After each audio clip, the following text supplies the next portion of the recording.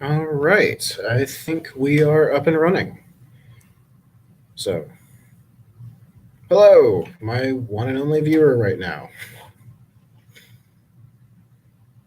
Definitely the first one here.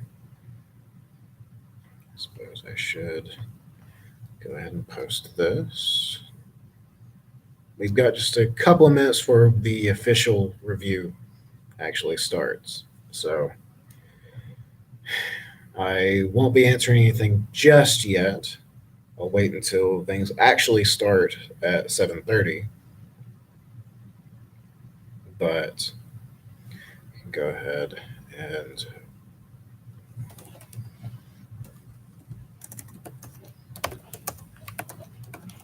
my call for questions.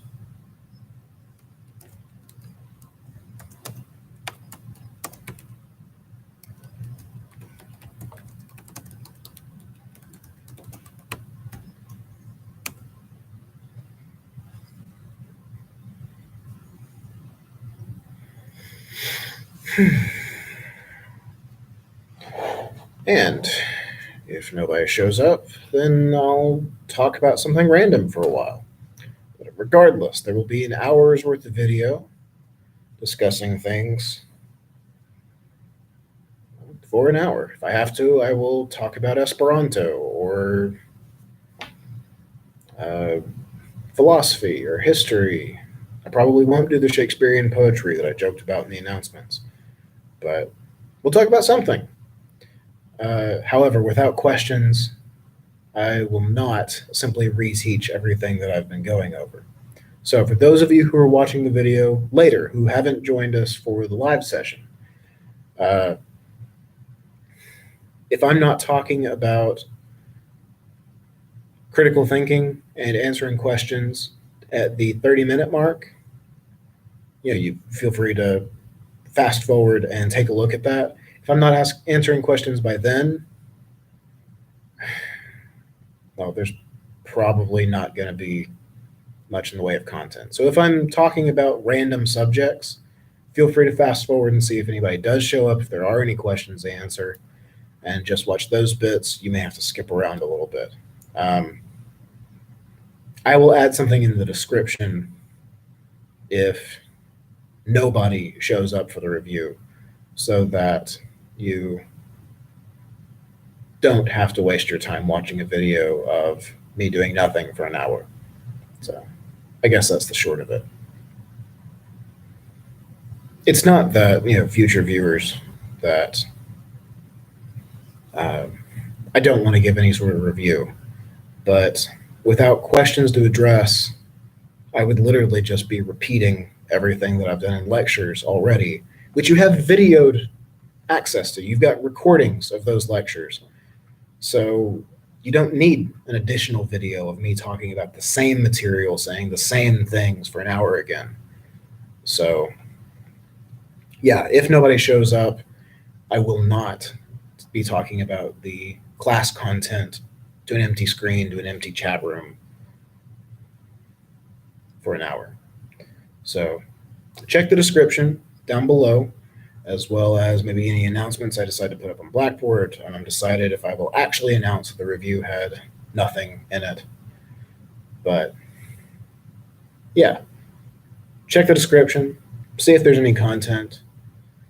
And if there's not, feel free to stick around. I'll talk about something. It won't just be an hour of silence.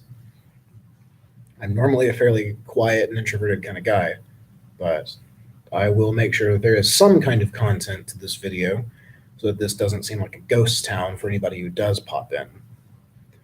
But it will not be an hour of critical thinking content because you've already got the lectures for that.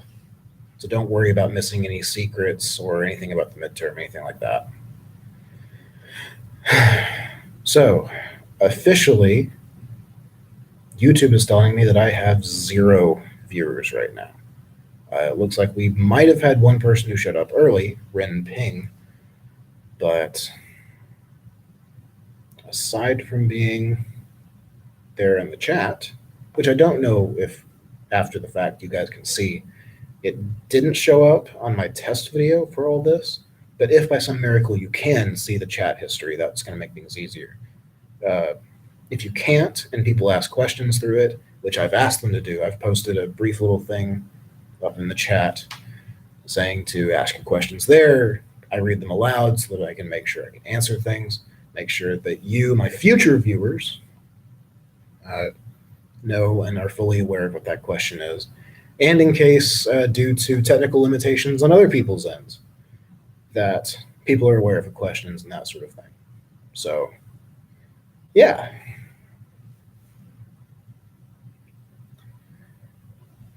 Absolutely nobody. In a way, I'm honestly not all that surprised that there are no viewers at the moment. I did one of these for my Philosophy 114 Global Moral Issues course as well. And that one we had 8 people at the most watch the review. On average, we had something more like 5 or 6. But that's out of a class of like 85 people. So the fact out of a class of 20-something people that we have none is not absolutely surprising. I mean, I know that there are limits on people's times and that sort of thing, that maybe people can't catch the review. But there are limits on my time as well. I can't do a half dozen of these over the course of the week. I can't schedule it during any given time, given that there are obligations on my time as well as there are on yours. So this live stream option is honestly the best thing I could come up with. There's one thing that I deeply miss about in-person classes, the ability to have face-to-face interactions in which I can answer anything that comes up whatsoever, and we can actually build a little bit of a relationship. So, I mean, at the moment, you, my future viewer, are separated not only by distance, but by time from me to you, which, while in a deep and conceptual physics sort of sense, is the same sort of separation. In terms of lived experience, it's a qualitative difference, not just one of degree, but of kind. Because not only are you separated by distance from me, not only are you somewhere else in the world besides my little box of a grad school office and the recitation building, but you're also separated by time. It's a metaphysical fact that you cannot interact with me in the way that I can interact with you, or that I can influence you. My actions now may have some sort of influence on you. You're hearing my words, it's causing changes in your ears, but we can't interact. You can't respond and then me respond in kind. So we are separated far more than we ever would be in a in-person classroom. And in a way, that's just sad. It's not that y'all are my only physical contact with human beings or anything like that. It's not that I'm just dying to have you, my students' attention. But I do think that philosophy and critical thinking in general, well, philosophy in general, but critical thinking courses like this, I think thrive on discussion. Because while our lectures are focused almost solely on book material, where we go over kinds of arguments and various aspects of, solving problems, basically, the skills are meant to be universal. It's meant to be applicable to more things in life. It's meant to be something that you can use no matter what you do. But there are limits to what we can do at a distance, and there's limits to how detailed I can make a class without being prohibitively difficult time-wise for me to come up with everything. So in-person discussions are some of the best ways for us to practice the skills that we work with and to actually critically think about stuff, about things in life, about current events, about things happening in the news or religious topics or things in other majors, things in other classes, things that I would all love to discuss with you, but can't. Oh, well, it's the curse of an online class, I guess.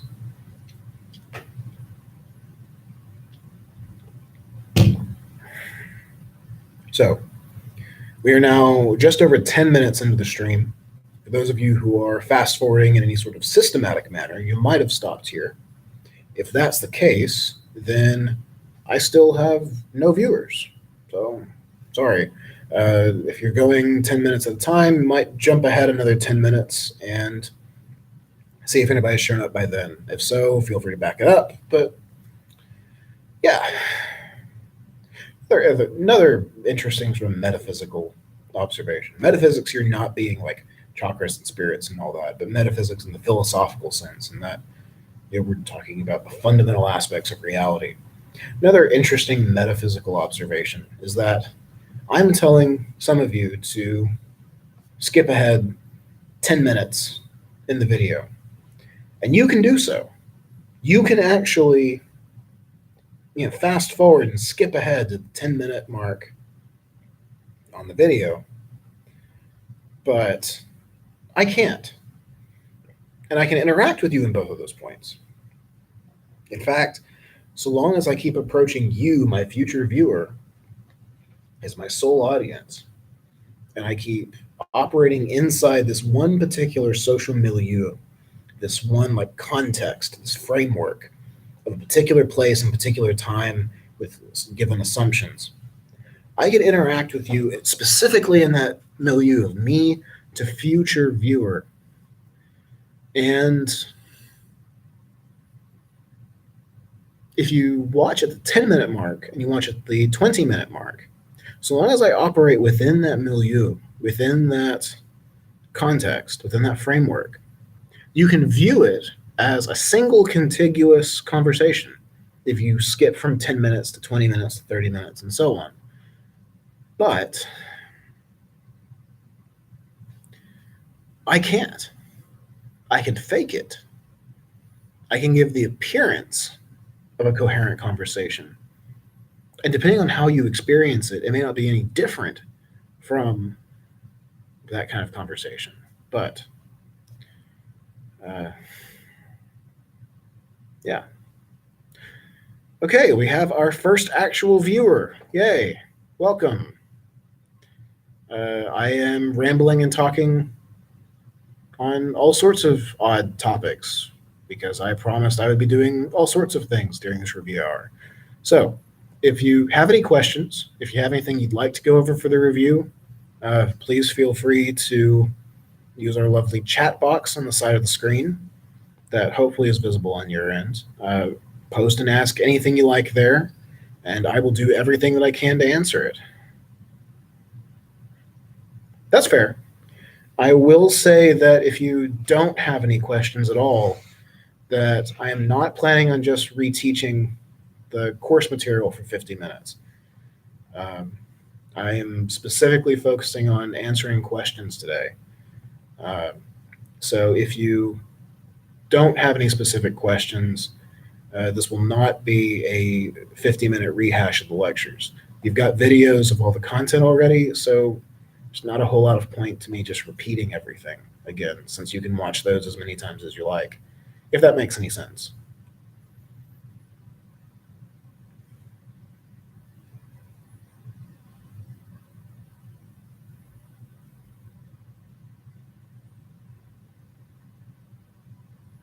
That would be fantastic. And no questions during the exam is exactly what we hope for with these kinds of things.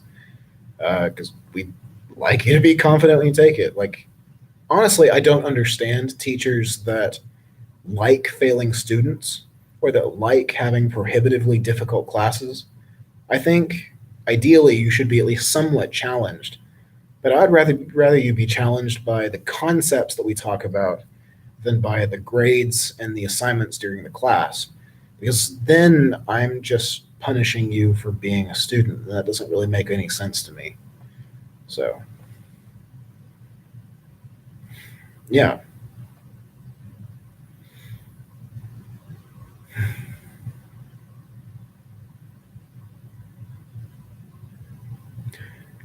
For any future viewers who are watching this video after the fact, you might be skipping ahead 5 minutes at a time. We do have one viewer, but he doesn't have any questions at the moment. So skip ahead to the next 5 minutes and see if anybody else has shown up or if we have more questions going on. I will let you know then. And yeah, Ren, I'm doing that sort of thing at 5 or 10 minutes mark, 5 or 10 minute marks, because this is being recorded, at least on my end. I don't think the chat shows up. It is being recorded so that people can go back and view it later. But if there are no questions, there's just probably going to be people fast forwarding through the various bits looking for the questions. So I'm trying to give small little signposts to let people know what's going on through all this.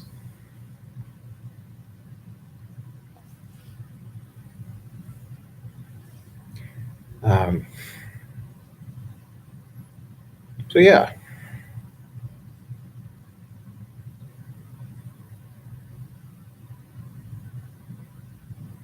Oh, we have our second viewer. Welcome. At the moment, we don't have any active questions, and you disappeared. Lovely. But hopefully you come back.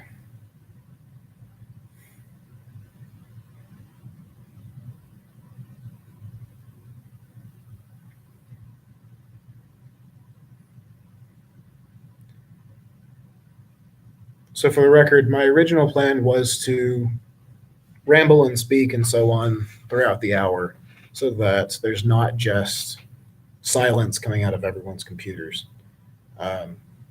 We can chat if you like. If there's anything you'd like to talk about, anything whatsoever, I will happily discuss, answer questions about, or just chat. Or if you'd rather not, if you'd rather just chill and hang out, that's also perfectly fine. No pressure to talk or ask any questions or anything. So.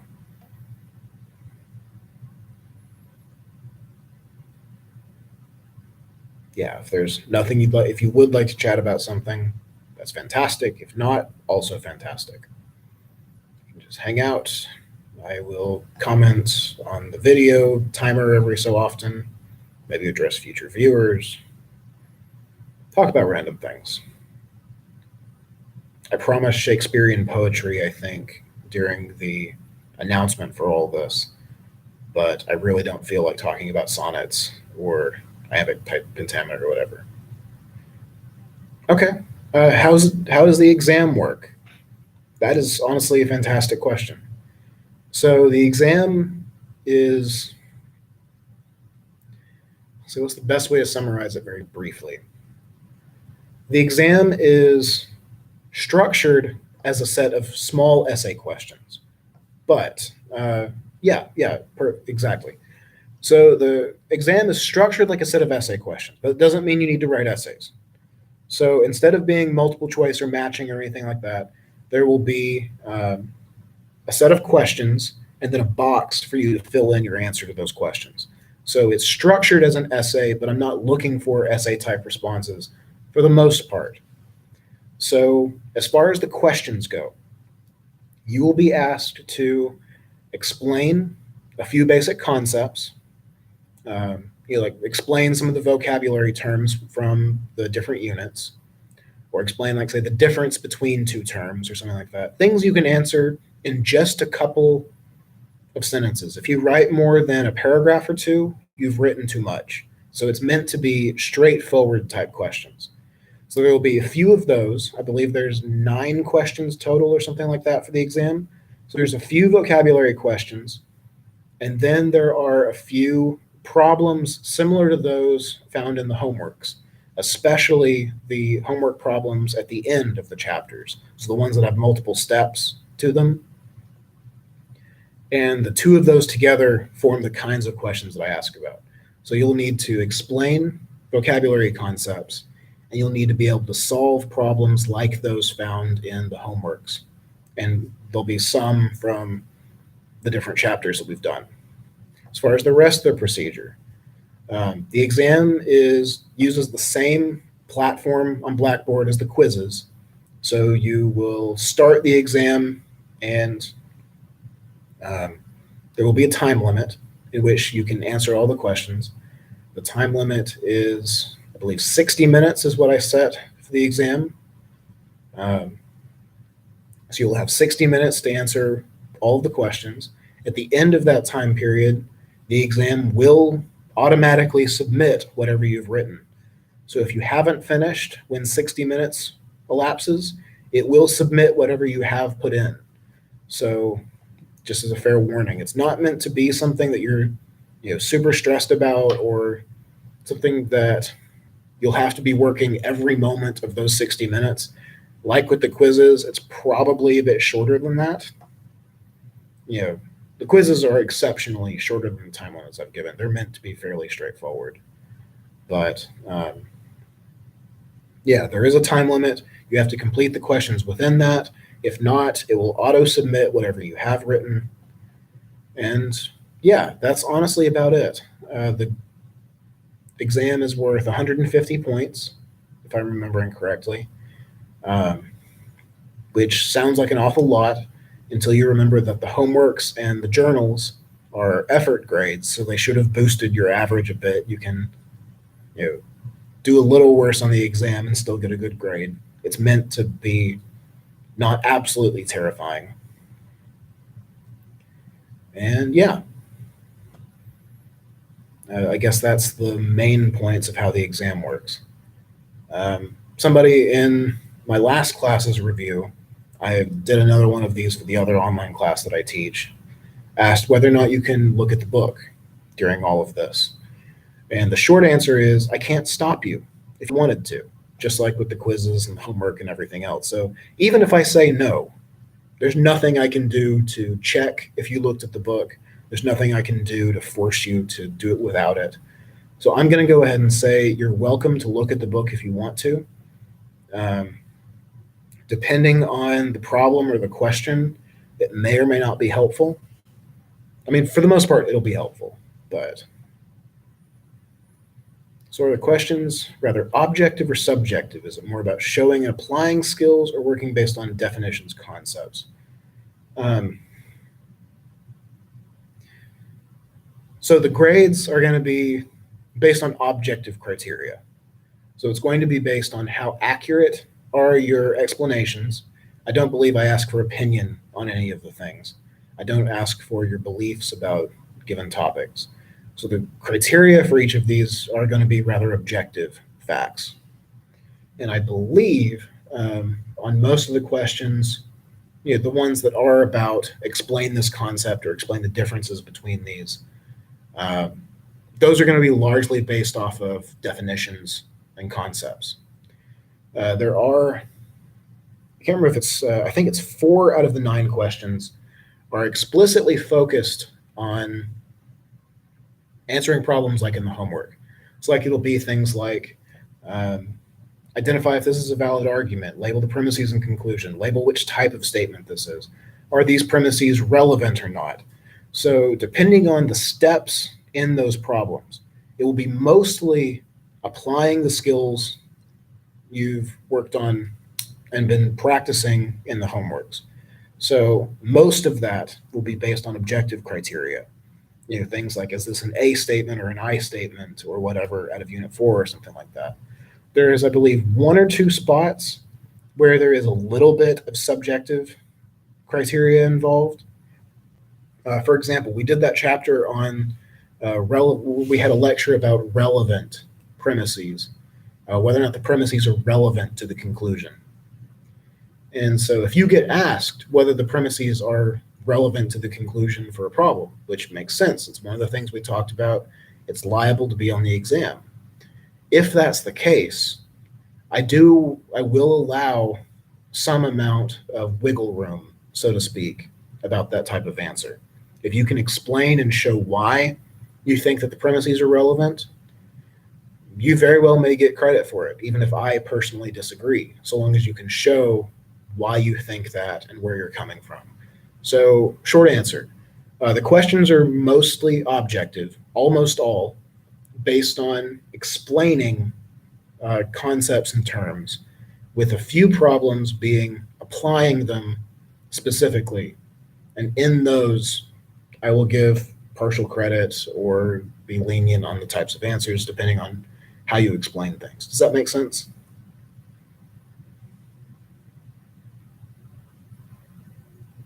For the record, future viewers, if you're still fast forwarding ahead, we've actually had a few fantastic questions from our lone viewer. So the last 5 to 10 minutes actually have content.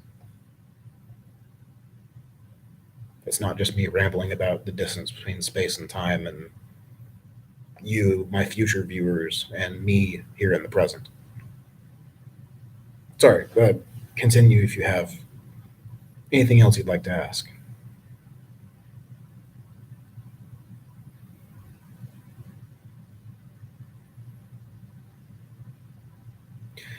They're definitely easier. I will, rather not prefer the pure concept linking. Yeah, so just explaining and linking the different concepts and definitions. Yeah, it's definitely something that people who look at the book can do much more easily. Um, that's why we've got a bit of both on the exam, I think.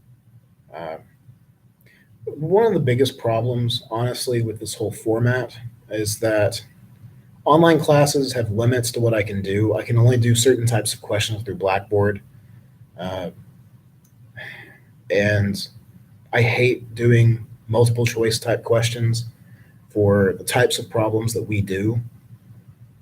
Like, technically, I could do that. I can make it very much like a basic math class in which I give a problem, I give a question, and I give 4 options for the answer. But I feel like that just takes the entirely wrong approach for how to deal with some of these. So, yeah.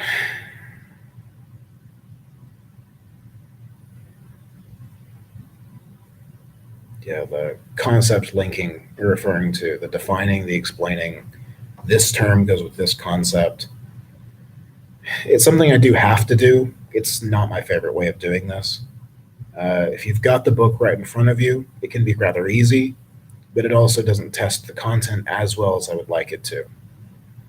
But I also can't do nothing but applications uh, and have you be able to do things within a good time frame or uh, test whether or not you've actually soaked anything up from the lectures. It's an odd sort of thing with this kind of subject matter.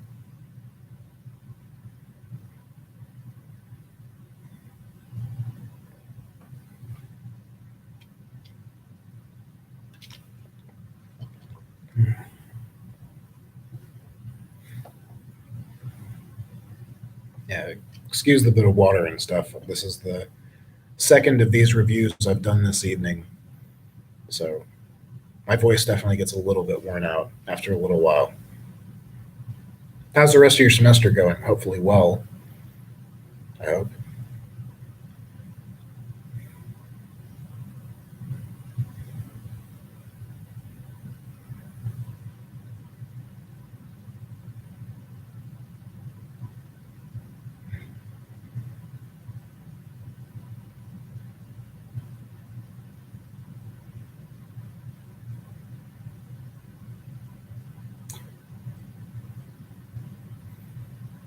Just starting a secondary major. I don't envy you there. I know that. Yeah, I can sympathize there. Uh, I mean, I'm still a graduate student here at Purdue. I'm working on my doctorate. I'm done with classes. I'm just doing research. But busy and screwed up is definitely the right way of putting it. Normally, I would say it with much stronger language, like you did. But I try and keep overall my teaching swearing down to stuff that would play well on American cable, just because some people come from different backgrounds. So you're perfectly allowed to swear. I don't care. It does not bother me in the least. And I don't believe future people can see the chat, so no worries about offending them. But yeah, I can sympathize. I'm having a lot of projects with senior design stuff, a lot of deadlines. Oh, I'm sorry.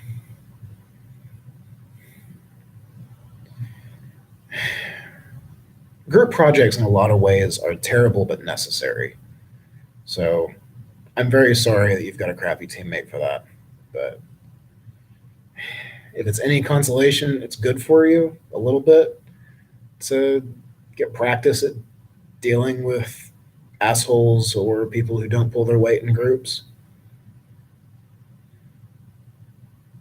Also, people skipping ahead 5 minutes by 5 minutes. We still have our single viewer. We are not discussing material at the moment. So feel free to skip another 5 minutes and see if things have changed. Fair enough. Yeah, we definitely don't do any group projects in here. We could. There are a lot of different ways of doing these online classes. I don't know how many you've taken or how many you are taking, but the individual aspect to it is kind of nice. It's also a downside to it. I actually quite enjoy the conversations, and I think it's a valuable part of the whole learning process, honestly. Uh, like with this kind of material, we can discuss all sorts of random things and use them for practice at using the skills. We can dig a little bit deeper into the applied side of critical thinking. With online class, it's just far more direct and simple, which is fantastic in a lot of ways, but can also be not ideal in some ways.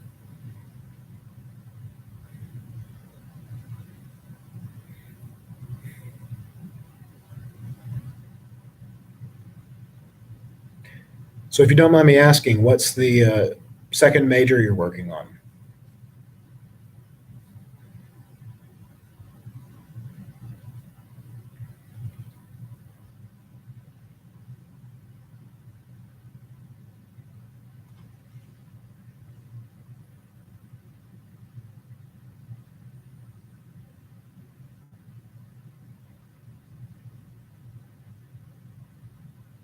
And again, if you don't want to chat or do anything else, don't feel any pressure to.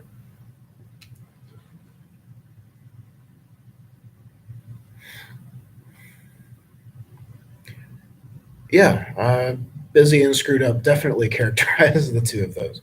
No, that's perfectly fine. No worries. Uh, yeah, damn, if I finished a major in mechanical engineering, I think that would be about it for me. I don't know that I'd want to do the second in computer science, no matter how valuable the pair of them may be, because I'm obviously not an engineer. I have uh, a Bachelor of Science in Philosophy and a Master of Arts in Philosophy. So I'm obviously 2.5 degrees into this whole liberal arts thing. But I started as a STEM major in undergrad, took math up through calculus, did my lab sciences and stuff, did well at it. I just didn't enjoy it. And I've had some friends go through engineering. And so while I've not experienced it, I've got a little bit of an idea of what that's like. I'm sorry. It's just a lot of work. They ask a lot of you guys here. The demands are quite high.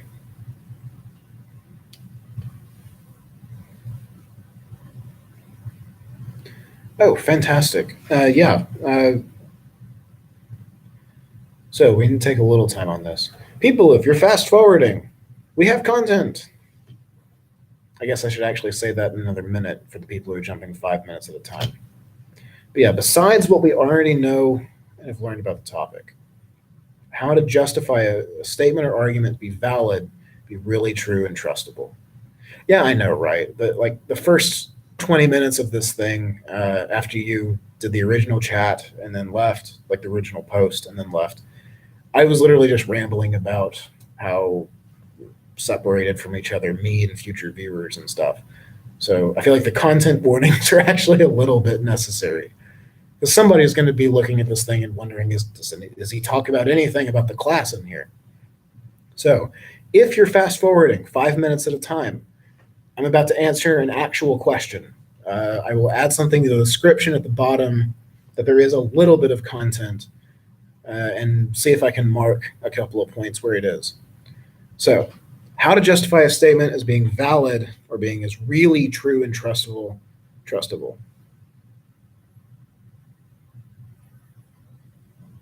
Yeah, no, that's fair. So, there's a couple of things going on with the question that you ask. So, for one, when you say justify a statement and then elaborate in parentheses with argument, honestly, those two, while being similar, are actually a very key difference that matters, because which one we're talking about changes how we might discuss things as being either trustable, justified, or valid. So, for one, a reminder that when we talk about valid in the context of critical thinking and everything else, we use that term in a specific and technical sense, the sense of deductive validity, where we're talking about, do the premises guarantee that the conclusion is true? So, when we talk about whether or not we know an argument's valid, we need to be clear that that's the sort of thing we're either talking about, or whether we're talking about it in the looser and more common sense of simply being justified or well supported in some sense. So, as far as checking whether or not an argument's valid, in the Unit 4 stuff dealing with categorical logic, we obviously have the stuff we've already talked about on like how we can check things with Venn diagrams and what to look for, what the definition of validity is. The short, sweet, and simple way to test for validity, though, in a sense, is actually to test for invalidity. So if you have an argument, the easiest way to see whether it's valid or not is to see, is there any possible situation, is there any sort of counterexample that I can come up with where the premises are true and the conclusion is still false? Because if you can find a single combination, a single situation, a single counterexample where the premises are true and the conclusion's false, that right there proves it's not valid in the sense that we care about for valid arguments. Because valid arguments have to guarantee that conclusion. It must be true if the premises are true. If that like necessity isn't there, if there's a single situation that disproves that gives a counterexample, then it's an invalid argument. It may be a good argument. It may be a strong inductive argument or something, but it's not valid. So that's the fastest and easiest way to identify that sort of thing. In a formal logic class, like if this were intro to logic instead of critical thinking, we could also go through like truth tables and stuff to do like all of that. So yeah, for those of you who can't see the chat, someone tells you a fact about music that you know nothing about. How do you know if it's reasonable for further deduction? So let me address the two things you just posted in turn. Actually, let's do it in reverse order. So you asked two things, just for those who can't see the chat in the future. Hello from the world of yesterday. So if you can't come up with a counterexample, no, you should not automatically assume that it's valid. If you can't come up with a counterexample, you should do the other things we talk about in class. Like if it's a categorical argument, you can test it with the Venn diagrams. Or you can check and see, according to the rules of a valid categorical argument, is the middle term distributed? Is the major term distributed in at least one premise, and so on. So if you can't come up with counterexamples, that's a good reason to keep going with the rest of your tests. It's sort of like that thing, it's impossible to prove a negative, only in this case, it's difficult to prove that an argument is valid, because you're essentially working with the negative statement that there are no situations in which the premises are true and the conclusion's false. Just because you can't think of one doesn't mean that there aren't any, because it could be about a subject you don't know much about or something like that. So the counterexample thing's fast and easy for identifying invalid ones, but it's not definitive on its own for testing for valid ones. So for conversations and other things, and this goes back to your other question. Okay, good. So for your other question though, if somebody's talking to you about a subject you don't know things about, like in daily conversations or ordinary interactions, so some tips maybe for working with those sort of things. So the teacher side of me that wants to reinforce the content of the class. People are fast forwarding. We've got content. Stick around. Uh, the teacher side of me wants to say all the stuff that we've read about or that I talk about in the lectures about the acceptability of premises. Is it supported by another argument? Is it, based on reliable testimony and all that sort of stuff? All those things apply, but it's also dry and boring and technical. So in ordinary conversations and everything else. As far as basically getting your bullshit detector up and running to a certain degree, part of that's simply going to come from practice. There are some topics that if you truly know nothing about them, there may be things you cannot evaluate as far as being acceptable or not. You just simply have to suspend judgment on some of those. For other things that you do know a little bit about, the things that our book talks about in terms of acceptability of premises, they do apply. But I think the best things to look for are, do you trust the person? Do they have some sort of an ulterior motive for deceiving you or telling you something false? Like, do they have something to gain by you believing this statement? If that question's true, or if the answer to that question is true, then you may should start to be a little bit skeptical. Like, say, if a company or an advertiser of somebody starts telling you facts about music, to go with your example. If they start talking about all these facts about Dre or something, or not Dre, Drake, they start talking about his latest album or that sort of thing. The company, the production company, or Spotify, or whoever else is pushing Drake down your throat at that moment, they stand quite a lot to gain by you believing maybe certain facts about Drake. They'd be believing that he's a master hip hop artist or something like that, or like he is this talent that hasn't had a peer in 20 years or something like that. There's nobody like this guy. He's just putting out this absolutely fire stuff. People often have ulterior motives for that. Production companies are trying to basically sell you something. Maybe they stand to benefit. Maybe they're trying to show off in front of somebody. So asking, do they gain in some way from me believing this? That's one thing to watch out for as far as a bullshit detector, so to speak. Might also look and see whether or not it fits with other things that you believe or other things that you feel justified in believing. This is where we get into is it supported by a separate cogent argument type of criteria? If they tell you something that flies in the face of other things that you know to be true, then they might still be right. The things that you already believe or that you already know are not automatically correct. We can be mistaken about things. It's just a basic fact of being human. But if there are certain things that I am very certain about, and they tell me something that clashes with that, then I've got good reason to reject it. So this is something that in other philosophy courses, I refer to as a theoretical cost to the view or to the thing they're trying to convince you of.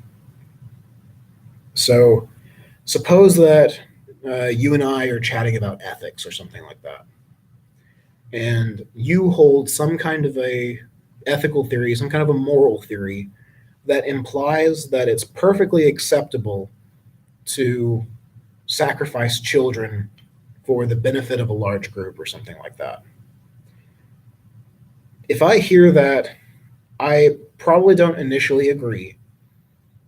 And that's because maybe I've got other views about how we're supposed to deal with or relate to children, how we're, the obligations we have or whatever else. So now I'm faced with a choice. I can keep my beliefs about, it's wrong to ever sacrifice children for the sake of the larger group.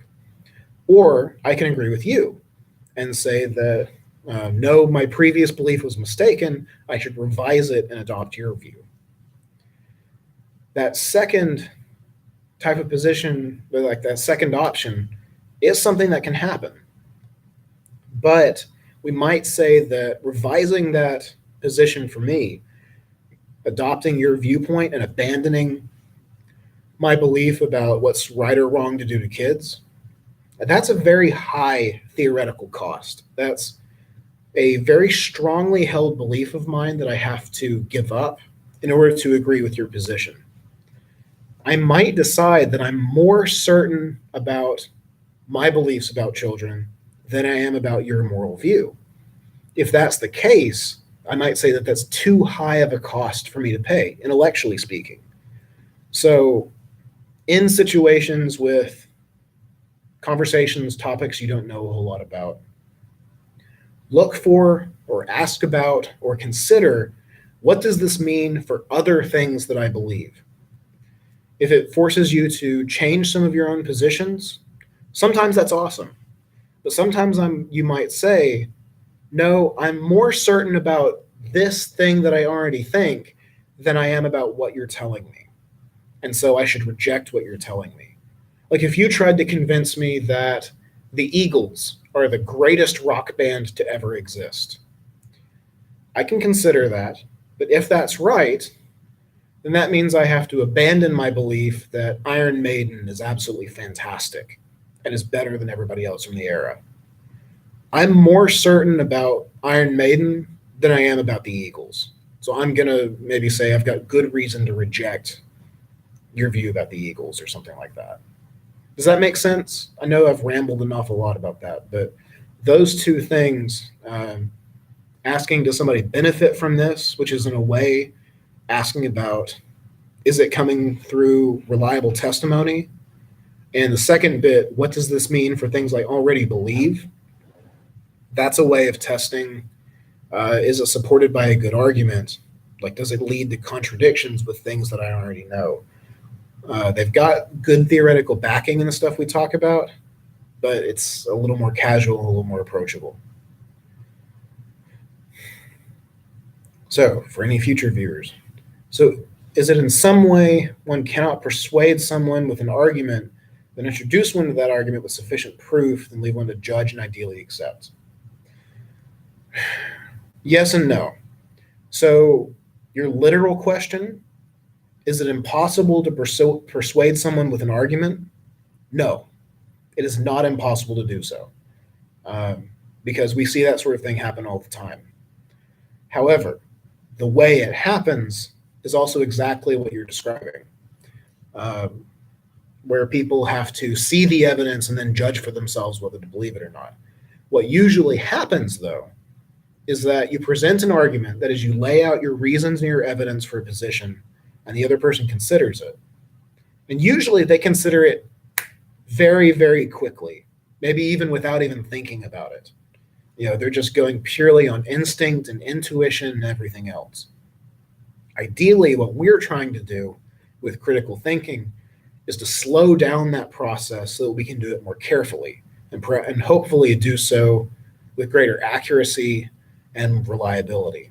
So, yes, it is possible to persuade people directly with arguments, but you do so by them having to make up their minds on their own with sufficient evidence and whatever else.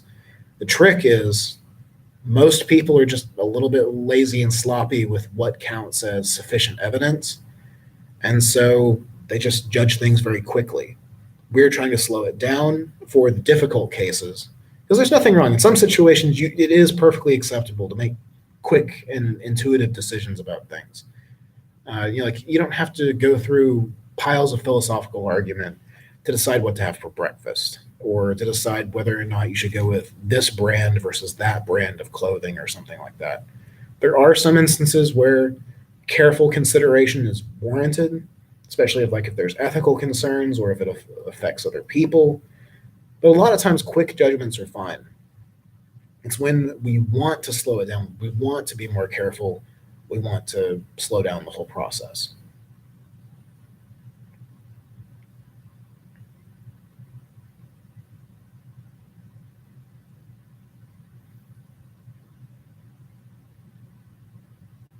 So yeah, if that makes sense in any way.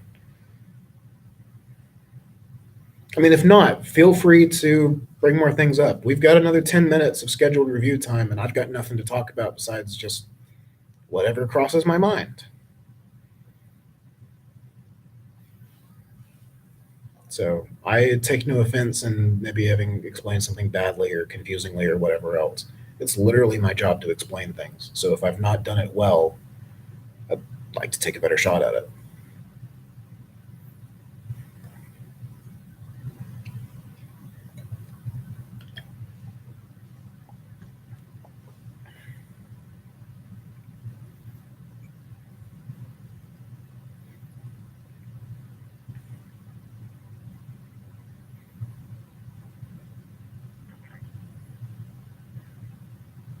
And I suppose it's worth saying that since we've got about 10 to 11 minutes worth of review time left, um, I will not be offended if you decide to sign off or anything else like that. I will stick around for the full hour because that's what I said I would do.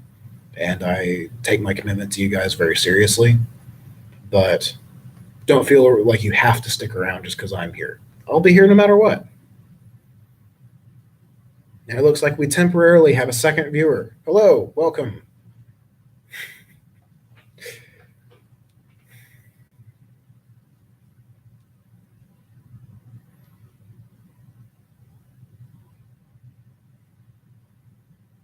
So, second viewer, since you're here, we've got about 10 minutes left in our scheduled review. At the moment, we are not discussing any current questions, so if you have them, please feel free to post questions there on the side. I will happily answer things. Anything and everything.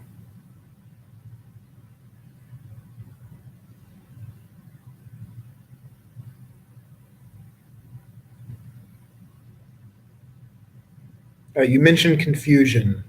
Is that confusion with one of the things I was saying, or anything I can help with?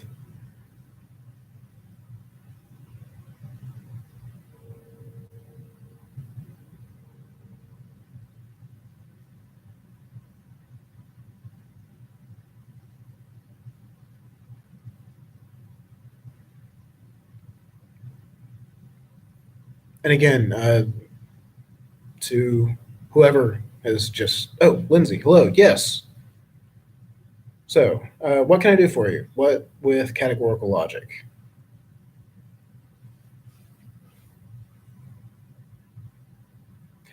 We've discussed a whole lot of things and a whole lot of nothing. Ren and I have had a lovely chat so far, partially on some things related to the class, but mostly not. So, ask away. Even if it's already come up, feel free. Okay, so the difference between the A, E, I, and O statements.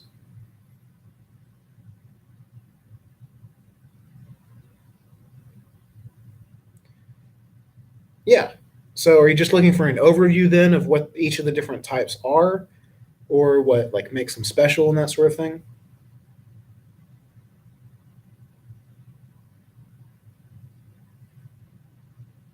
Or are you looking for a more specific difference overall?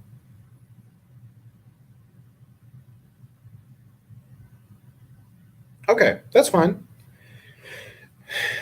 So, short overview for those of you who are watching this in the future, because the video is being recorded and you, of course, can go back and watch the whole thing at your leisure. If you're fast forwarding 5 minutes at a time, we've got content right here at the end. Feel free, stick around.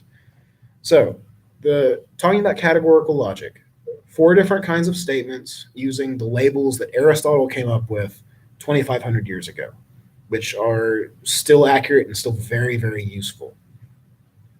So the 4 different kinds of statements are grouped by the structure of the 4 different basic sentences we use for categorical logic.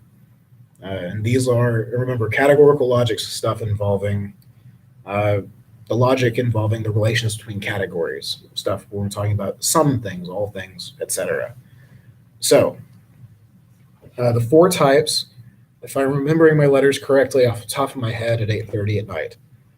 A statements are what we call the universal affirmative. All X are Y. I guess because there's an R in the middle of that.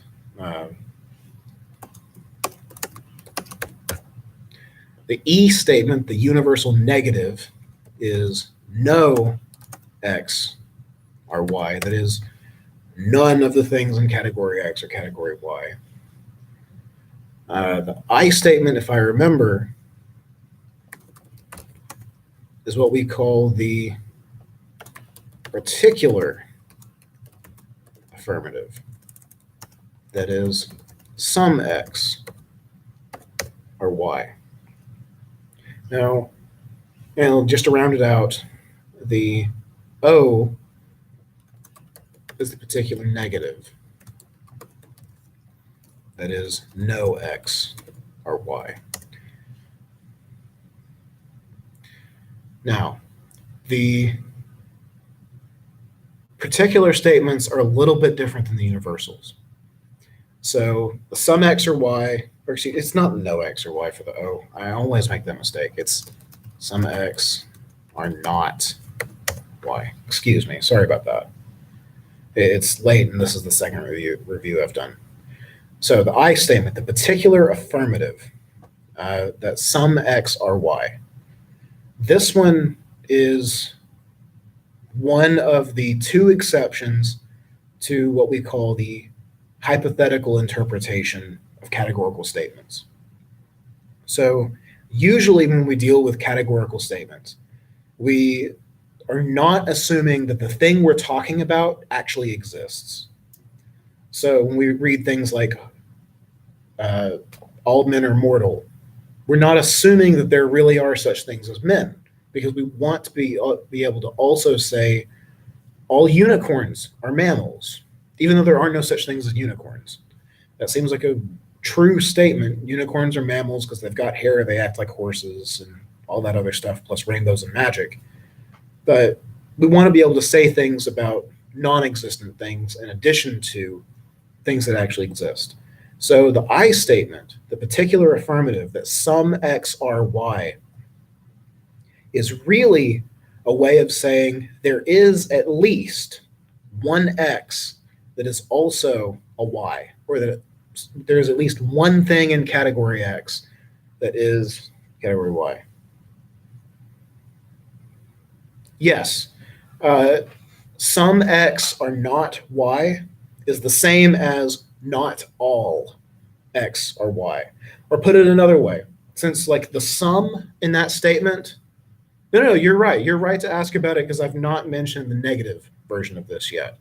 The particular statements have some in addition to the X or Y, or the negative statement are not Y. That sum really can be crossed out and replaced with at least one is, or in the case of the O statement, not all. There is at least one that's not. So the I statement and the O statement both assume, for one, that there actually is something that fits into category X. Something has to exist there for it to be true. But yeah, the best way to understand it is to cross out some and put at least one. But some's a whole lot like quicker way to say that sort of thing. And we don't know how many we're talking about. This is where pure logic differs a little bit from math, because pure logic doesn't deal with specific quantities the way that mathematics does, because mathematics is purely about the relationships between quantities of things. It's based in logic, but pure logic doesn't deal with specific numbers. So at least one is super, super vague. We can talk about one, we can talk about a million. If I say that all apples are fruit, and I say that some apples are fruit, the second statement's not wrong. It's not false that some apples are fruit, because the fact that all of them are fruit fits perfectly well with the idea that there's at least one that fits. So, yeah, I can keep rambling on examples and things like that last one if you like. Or does that clear up what you were looking at for the I statement, Lindsay?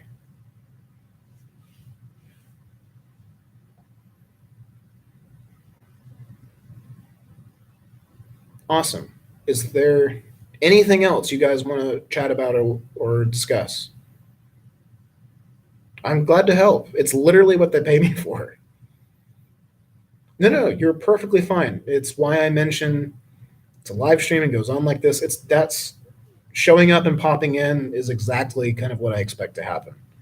I was originally hoping for more than 2 out of 20 something, but my class of 80 something people had 8 people show up at max, and we usually had about 4. So honestly, I'm not surprised. If I am, just a wee bit disappointed. Not in you. You're awesome for showing up, both of you. But you future people, if you didn't have a reason not to see it, I'm mildly disappointed in you. Not enough to do anything about it. And I'm not really mad at you. But future people, I know.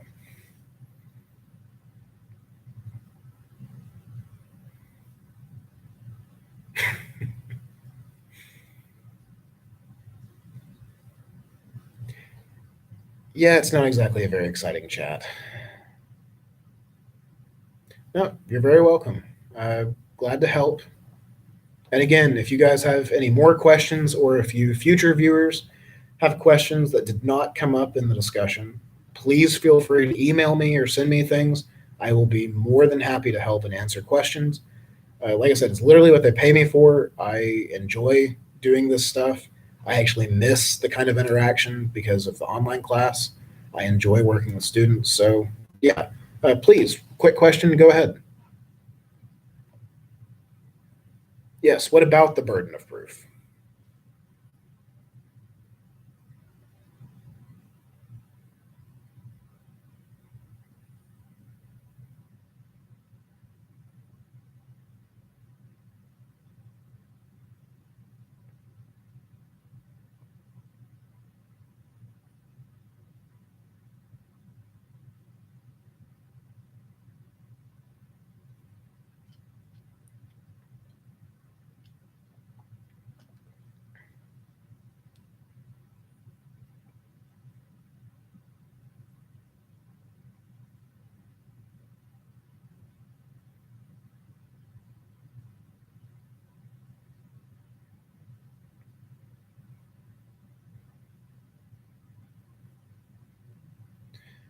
So, like dealing with GMOs, genetically modified organisms, many countries are arguing about it. So, there's never a way to fully prove it to be harmless. Um, I guess you're asking then, how does the burden of proof fit in with that sort of thing? So, are we actually risking things since we can't prove it false? Okay, so it's a good question. So, are we risking something since we can't fully prove that GMOs are harmless? Uh, are we, I guess, violating burden of proof or a little bit, or how does it lie? Something like that. If I'm understanding you right, then you're asking how the burden of proof fits in with this idea of are we risking something? Ah, so again, your literal question, whether this is a debated sort of topic instead of just something people make judgments about. So, is this a topic that we can debate and have careful arguments about and everything else? Yes, absolutely. In the real world, as a matter of accidental fact, most people probably do not carefully consider arguments here. So we have to answer that one and kind of set it aside. Most people are absolutely lazy thinkers. This is not meant to be an elitist sort of thing where you have to take philosophy classes to be a careful thinker. It just seems to be a sad fact of the world that most people do not carefully consider things that they believe about important topics, things that can affect them and others. Uh, Most people are just too busy. They've got other concerns. They're not practiced at doing that sort of thing. So most people don't debate it, don't look at evidence. They just make judgments. And in some situations, that's okay. In others, you really ought to be doing something. So can we debate it? Obviously, some people try to, but can we do so rationally, with careful judgments, with good evidence on either side? So, I guess if we really want to take again your questions, uh, are we risking something when we deal with GMOs, and can we rationally debate it? Yes, we can rationally debate it. So there's a whole lot of questions we can't definitively answer. There are mathematical problems and challenges. No, you were perfectly fine. You asked it clear enough for sure. I just need to make sure that I'm answering the right sorts of questions that you're worried about or that you're asking. So that's fine. If I'm truly off the mark on any of this stuff, feel free to chime in again. But can we rationally debate it? Yes. Even without definitive, obvious, like indisputable answers. So, for one, philosophy gets us to deal with a lot of that type of question, things that don't have clear answers. But a lot of people don't think they're actual answers to philosophical questions, which I think is a deep and horrible mistake for reasons I'll talk about in 1 second. But there are problems in math and physics and other things that we cannot get definitive answers at right now. There are important conjectures and theorems and things that we don't have clear answers for. Checking on a restatement of your question. If we can't prove A to be true, should we go for a 1, a 2, etc. to a to the n that all are true to assume A to be true?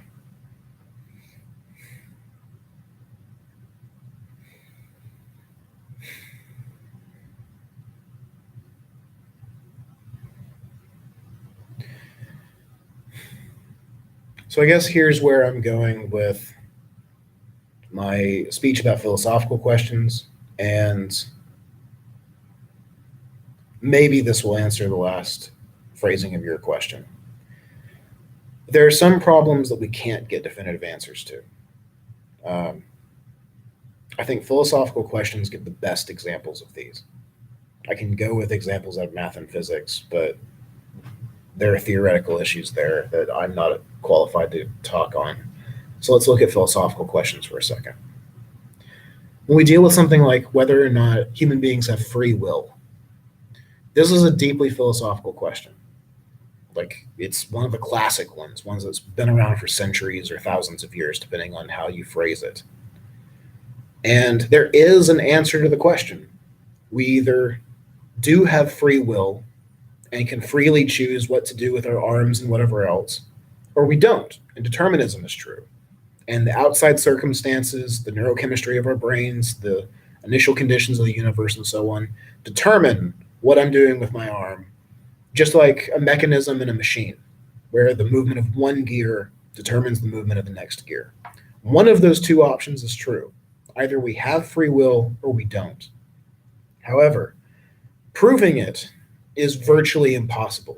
And if we're looking at proof in the sense of indisputable certainty about some question. Because while neuroscience and developments in physics and whatever else influence our answers, and they give evidence in favor of one position or another, it is virtually impossible to definitively prove those things, in part because of what it is we're looking at. Almost all of the universe is deterministic. That is, it follows laws that govern the movements and the actions of things without exception.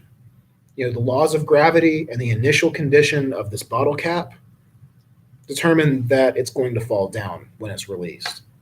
So everything in the universe is determined by laws and external conditions. By definition, free will is human beings being an exception to those laws.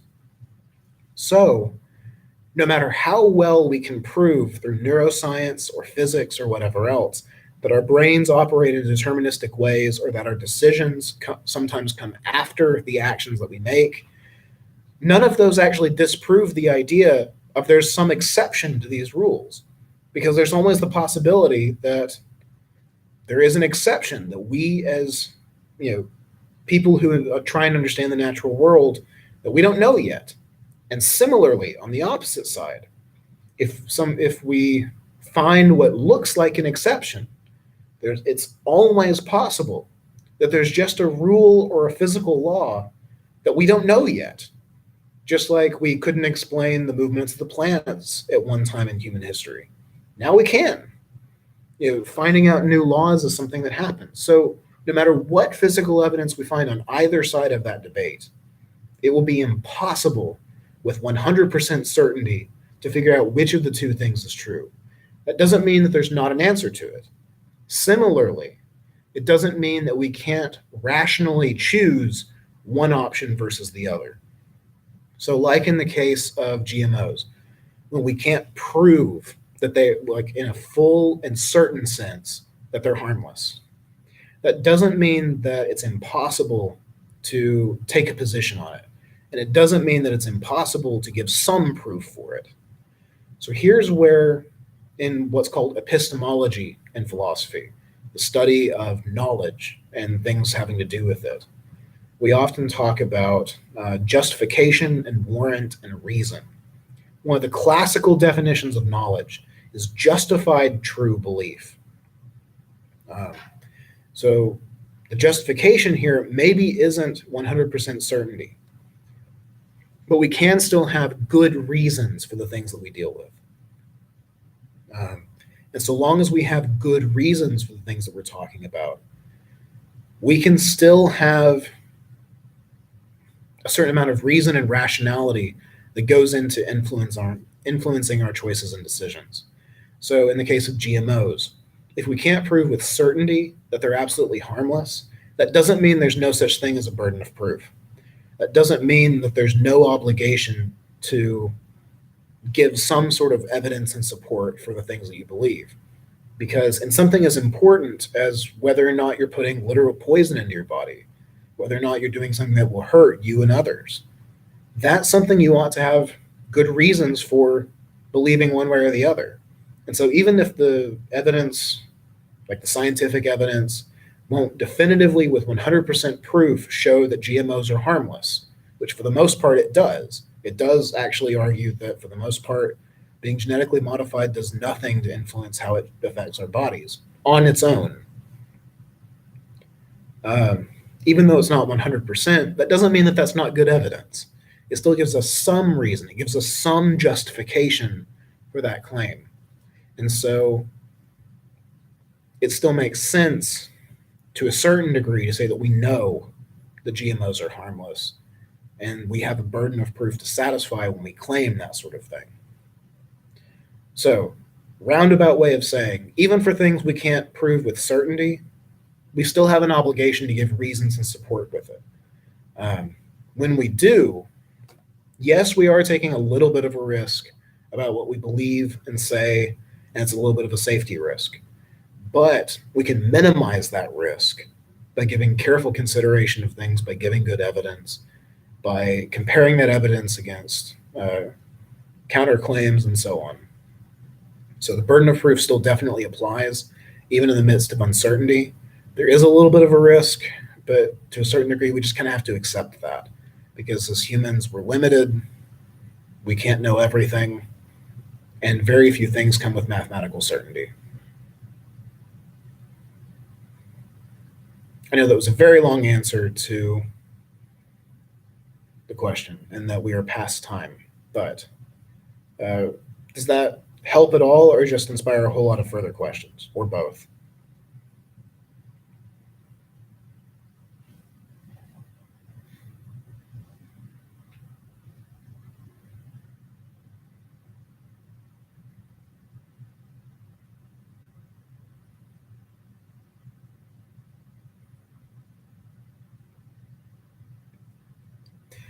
And that says a little bit more than it doesn't about the human condition. That just because we can't be certain about things doesn't mean that we can't be right about things. We're always working on things. We're always improving on them. Yeah. At the end of the day, we do have to choose something. And yeah, it is both interesting and sad. It's something that's philosophically fascinating. It's why epistemology is a field. It's why the philosophy of logic and doing philosophical logic is a thing. There are people that spend their careers digging into these kinds of questions, and I think it's a valuable kind of work to do. So, for one, it's absolutely interesting, and it's also a little sad, but that understanding of limits, of our limits, and appreciating the wonderful things that human beings can do anyway, even with those limits, that's the beginnings of both wonder and in just a general, not necessarily religious sense. It's the beginnings of reverence. It's the beginnings of these feelings of awe and just appreciation that we can have. Human beings are awesome. We're limited, we're screwed up, we do lots of terrible, terrible things, but human beings are pretty awesome in a lot of ways. The fact that we can build what we do and that we live the way that we do, despite all of our limitations, is in some ways just amazing. And screwed up as the world is, it's easy to forget that sometimes. I'm rambling though. So, yeah. Any last questions, guys?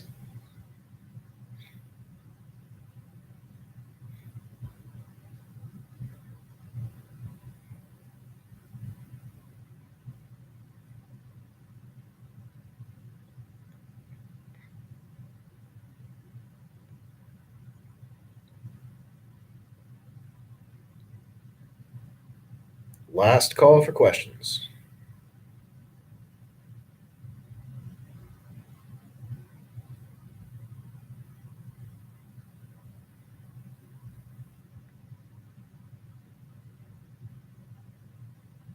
Going once, going twice. All right. Then I think I'm going to have to go ahead and call this then. Thanks very much to both of you guys for showing up and asking things. Thanks very much for entertaining conversation through most of this, even if it's probably not what you expected when you signed on. No, again, I very much enjoy it. And it's literally my job. So, works for me on a couple of levels. So, if you guys, yeah, of course. If you guys do have any further questions, make sure and email me. I will happily answer them. I may not can answer them within an hour or so. It often takes me, a day or two. 24 to like 36-ish hours is what I aim for answering emails. So don't expect answers to questions at 11 p.m. on a Sunday before stuff's due or whatever. But I will do my absolute best to get answers to you as quick as I can to help in any other ways. If you'd like to meet and chat in my glorious box of an office, you're more than welcome to schedule time to actually meet with me, and I'll do everything I can to help. Until then, I hope y'all's semesters goes great so far. You'll hear from me again on announcements and stuff as the class moves forward. And good luck on the midterm, guys. Hope y'all have a great night. So I'll go ahead and call this then and end the stream. Good night, guys. End stream, YouTube.